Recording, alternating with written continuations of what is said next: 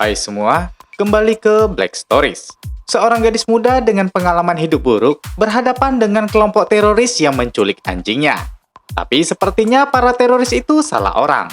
Karena pengalaman buruknya, gadis ini malah menjadi psikopat yang siap menghabisi mereka. Bagaimana ceritanya? Langsung kita bahas di alur cerita The Ride of Becky 2023 selengkapnya.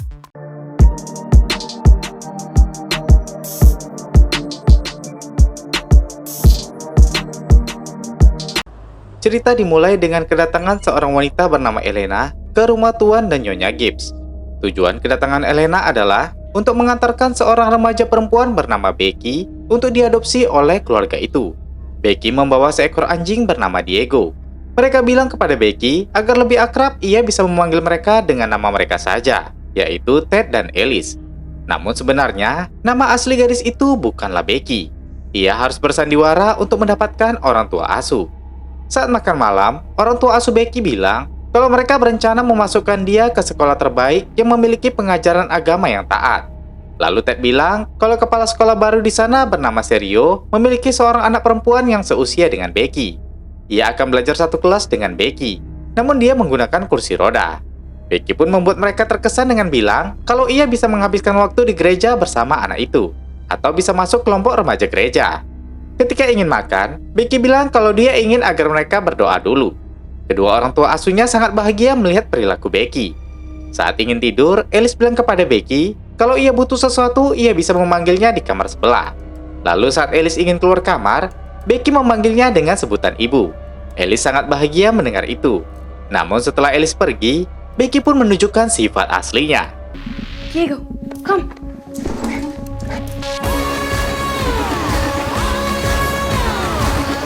Lalu cerita berlanjut. Becky menceritakan kejadian 2 tahun lalu. Ada 4 orang neo-Nazi menyerbu rumah di dekat danau milik keluarganya. Mereka membunuh ayahnya. Mereka mencari sebuah kunci yang mereka sembunyikan di bawah rumah itu. Yeah, that stupid fucking key. Namun setelah itu, ini yang dilakukan Becky pada keempat orang tersebut.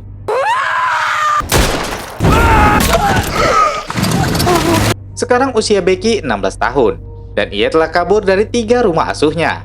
Becky mengecoh, menipu, merampok, dan melakukan apapun untuk bersembunyi. Becky juga berlatih bertarung dan bela diri sendiri. Dalam setahun ini, ia tinggal bersama Elena Ken. Ia menyewa salah satu kamar di rumah milik Elena. Saat sedang sarapan, mereka pun mengobrol. Becky bilang kalau dia tidak bisa tidur karena membayangkan ibunya di rumah sakit serta ayahnya yang ditembak. Namun Becky tetap bersyukur bertemu dengan Elena dan masih ada Diego juga. Keesokan harinya, kita melihat aktivitas Becky yang bekerja di sebuah restoran cepat saji. Di sana ada seorang pria tua yang mencoba menggodanya, dan ia pun melakukan ini padanya.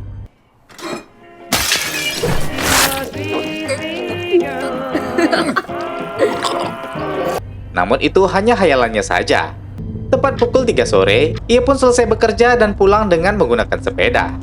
Pada malam hari, Elena dan Becky bermain teka-teki silang. Becky bertanya kepada Elena, mengapa Elena tidak pernah bertanya dari mana asalnya? Dan mengapa seorang anak tanpa orang tua muncul dan ingin menyewa kamar? Elena hanya bilang kalau Becky membayar uang sewa serta membantunya di rumah. Jadi Alice tidak menganggapnya anak kecil.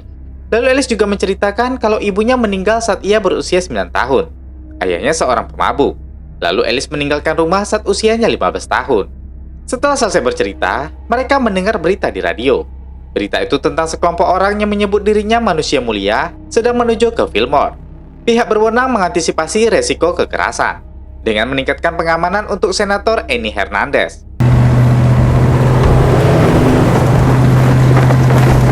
Keesokan harinya saat Becky sedang bekerja, ada 3 orang tamu pria mengganggunya. Ketiga pria itu bernama Anthony, DJ, dan Sean. Ketiga orang itu adalah kelompok manusia mulia. Mereka berencana membunuh Senator Annie Hernandez. Saat itu Anthony memanggil Becky dengan tidak sopan dan meminta kopi. Becky pun menghidangkannya. Namun saat ingin meletakkan kopi untuk Anthony, Becky sengaja menumpahkan kopi panas itu ke selangkangannya. Ketika Becky pulang kerja, ketiga pria itu memperhatikan Becky dari dalam mobil. Mereka yang tadi kesal dengan perbuatannya pun mengikutinya. Pada malam hari, Becky mendengar suara seperti barang yang pecah dari luar kamarnya. Ia lalu menyimpan kunci yang ia pegang, lalu memeriksa keluar kamar.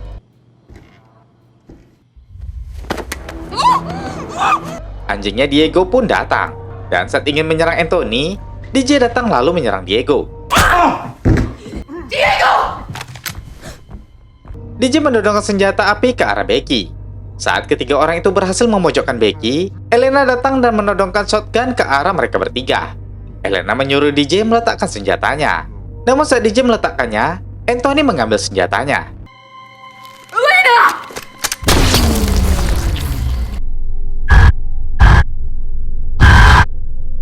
Becky marah lalu menyerang Anthony. Namun Anthony mendorong Becky. Beberapa saat setelah itu, Becky pun sadar. Ia melihat Elena sudah tewas.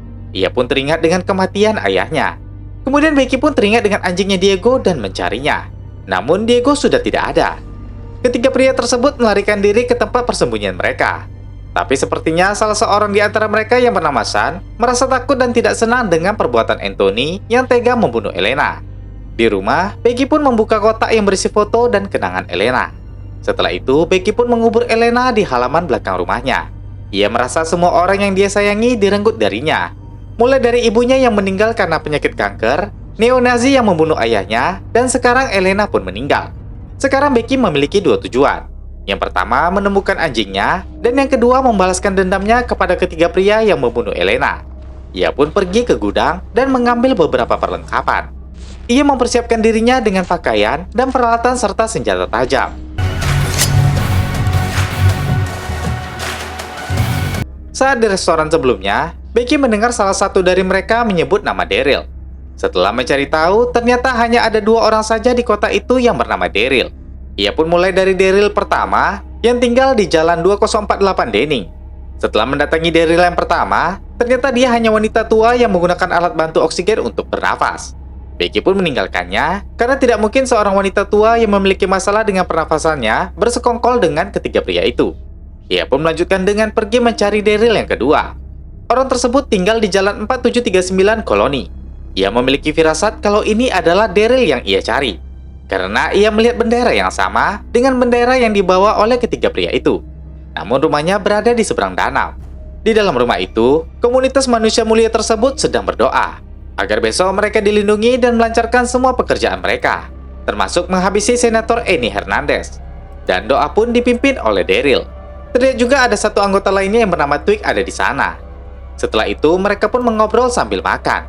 Ketika Twig bertanya kepada Daryl di mana menemukan ketiga orang ini, Daryl bilang kalau wanita itu yang menemukannya. Dan ternyata mereka bertiga lah yang membawa anjing Becky.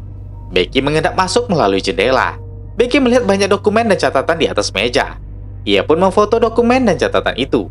Sementara itu, Daryl mengajak San ke ruangannya. Becky mendengar mereka masuk dan bersembunyi di bawah kursi. Di situ San bercerita kepada Daryl bagaimana ia masuk ke komunitas itu dan bertemu dengan Anthony dan DJ. Lalu Daryl menunjukkan sesuatu dari laptopnya. Ia bilang kalau komunitas mereka berjumlah 12 orang. Namun ternyata sangat banyak anggota yang bergabung sehingga Daryl tidak dapat menghitungnya. Lalu Daryl bilang kalau dia adalah mantan anggota SEAL. Ia adalah pasukan ranger dengan jabatan staf sersan. Lalu Daryl menceritakan sedikit tentang serangan yang dihadapinya waktu dulu, termasuk membunuh anggotanya sendiri yang lemah dan terluka untuk melindungi dia dan temannya yang lain agar tidak tertangkap oleh musuh. Daryl menceritakan itu kepada San seakan memberikannya peringatan agar dia tidak menjadi lemah, karena ia juga bisa saja dihabisi oleh Daryl. Lalu Daryl bertanya kenapa mereka datang terlambat semalam. Sin berbohong dan bilang kalau ban mobil mereka bocor. Lalu Sin pun pergi dari ruangan itu. Awalnya Daryl merasa curiga karena jendela di ruangannya terbuka. Lalu Twig memanggil Daryl, dan Daryl pun keluar dari ruangan itu. Becky pun keluar. Ia melihat laptop Daryl yang berisikan nama-nama anggota dari komunitas tersebut. Lalu Becky pun memiliki rencana baru, yaitu membunuh anggota dari komunitas tersebut. Ia pun mengambil flash disk yang berisi data tentang semua anggota komunitas itu. Ia pun pergi ke gudang, tempat di mana Daryl menyimpan senjata api. Saat hendak minum-minum, mereka mendengar suara bel pintu. Daryl pun membukanya. Namun tidak ada siapa-siapa. Tapi ia menemukan sebuah ponsel berdering di bawah lantai. Dan panggilan di ponsel itu berasal dari Becky. Daryl bertanya kepada mereka bertiga, apa yang terjadi sebenarnya. Saat San ingin menjelaskannya, DJ dan Anthony mencegahnya. Mereka berbohong dan bilang kalau mereka mencuri anjing itu dari anak bernama Becky. Dan tidak ada insiden apapun. Ponselnya berdering lagi. Lalu Daryl menjawab telepon itu. Becky mengancam mereka. Daryl pun marah dan menyuruh mereka menemukan gadis itu dan mengembalikan anjingnya. Anthony pun pergi mencari Becky dan ingin menyelesaikan masalah itu sendirian. Setelah bertemu Becky membuat Anthony mengikutinya masuk ke dalam hutan. Dia pun menjebaknya hingga masuk ke dalam lubang. Shouldn't leave keys in this tractor. What the fuck? Sementara penjahat yang lainnya sedang berada di rumah dan bermain musik. Becky sedang melakukan sesuatu di luar dengan granat untuk Anthony.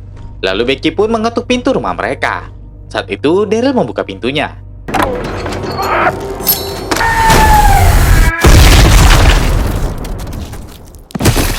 Mendengar suara ledakan, yang lainnya pun keluar dan melihat Anthony telah tewas. Twig menyarankan agar melaporkan kejadian ini pada polisi. Namun Daryl tidak bisa melakukannya, karena mereka menyimpan banyak senjata api di gudang, serta ingin melakukan pemberontakan besok. Daryl mengancam Sun dan DJ untuk menceritakan yang terjadi sebenarnya. Akhirnya Sun pun menceritakan yang terjadi. Kalau sebenarnya, mereka telah membunuh seorang wanita tua dan membawa lari anjing milik Becky. Namun tadi Sun mendengar kalau komunitas itu bukan hanya ingin melakukan demo, melainkan ingin melakukan pemberontakan. Lalu Sun memutuskan keluar dari komunitas itu dan ingin pergi. Daryl mencoba menghentikannya, namun Sun tetap tidak mau. Hingga akhirnya Daryl melakukan ini padanya.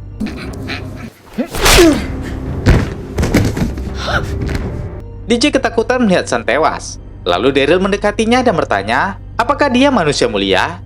DJ pun menjawab iya, dan bilang kalau dia adalah manusia mulia. Daryl pun menyuruhnya membersihkan mayat Sun. Ponsel itu berdering lagi. Daryl menjawabnya dan berbicara dengan Becky. Becky bilang kalau dia sudah tahu rencana mereka untuk membunuh Senator Hernandez, dan ia memiliki buktinya. Sambil berbicara di telepon, Becky mempersiapkan senjata crossbow-nya. Sementara Twig mengambil shotgun dan keluar mencari Becky. Becky bilang ke Daryl kalau dia telah mengambil flash disk yang berisi semua data tentang komunitas itu. Daryl pun segera ke ruangannya dan melihat flash disknya sudah tidak ada lagi. Becky pun mengarahkan crossbow-nya ke arah Twig dan menarik pelatuknya.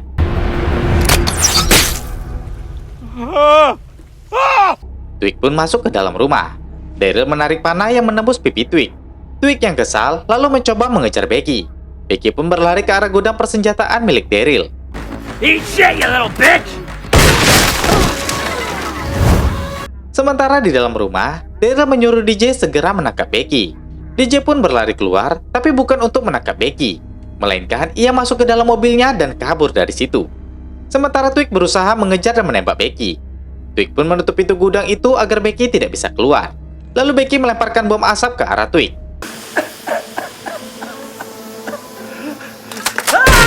Twig yang tidak bisa melihat dengan jelas pun menembakkan shotgunnya ke segala arah hingga pelurunya habis.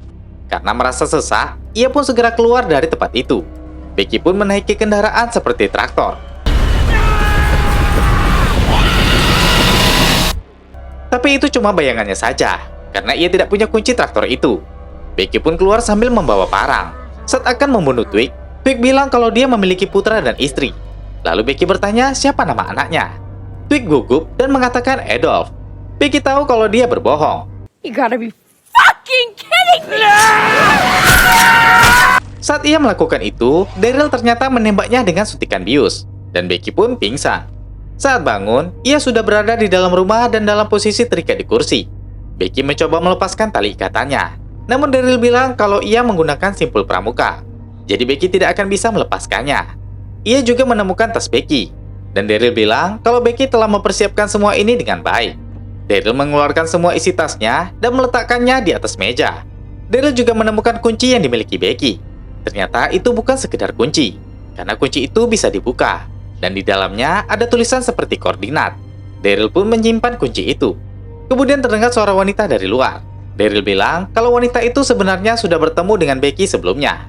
Dan ternyata wanita itu adalah wanita tua yang menggunakan alat bantu pernafasan yang ditemui Becky sebelumnya. Hello there, darling. Wanita itu bilang kalau Daryl adalah putranya, dan ia menamai putranya sama dengan namanya. Wanita itu juga bilang kalau dia adalah dalang dari komunitas manusia mulia ini, dan ia merupakan pejuang keadilan.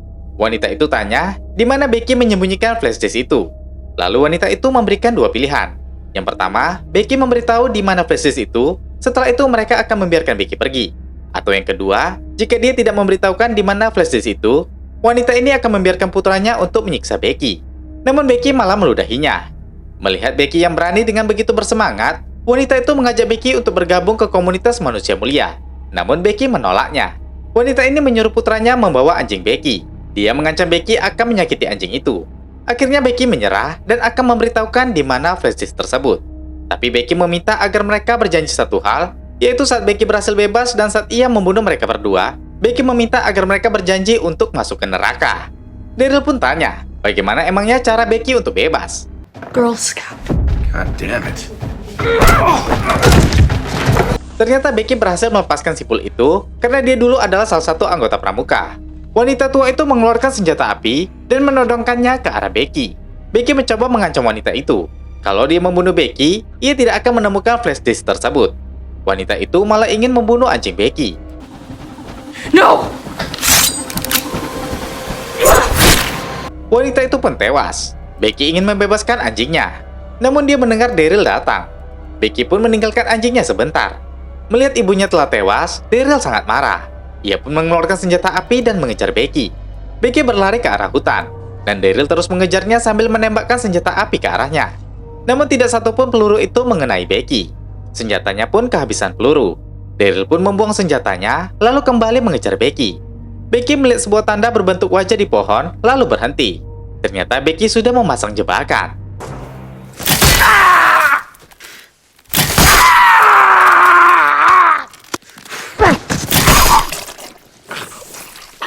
Becky pun mendekatinya dan menunggunya hingga tewas. Becky mengambil kunci miliknya dari kantong celana Daryl. Dia pun pergi dari hutan itu dan segera menuju ke rumah untuk menyelamatkan anjingnya. Ketika menyelamatkan Diego, ternyata ibu Daryl masih hidup.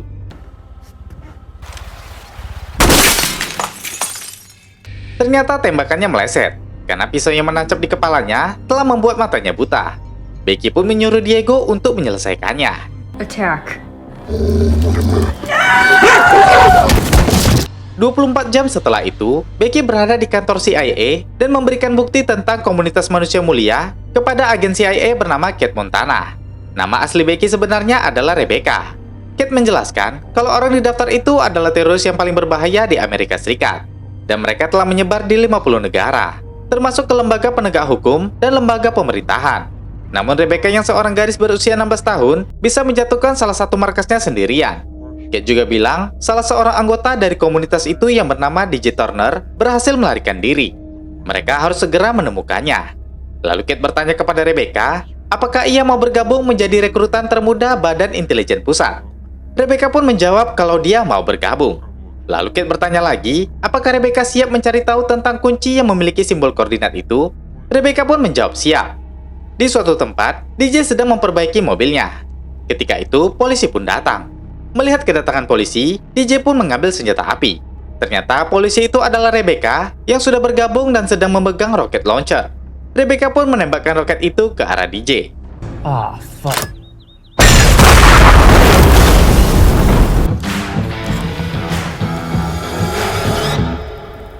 Nah guys, itu tadi alur cerita dari seorang gadis dengan kehidupan yang buruk hingga membuat dirinya lebih mengerikan daripada teroris itu sendiri.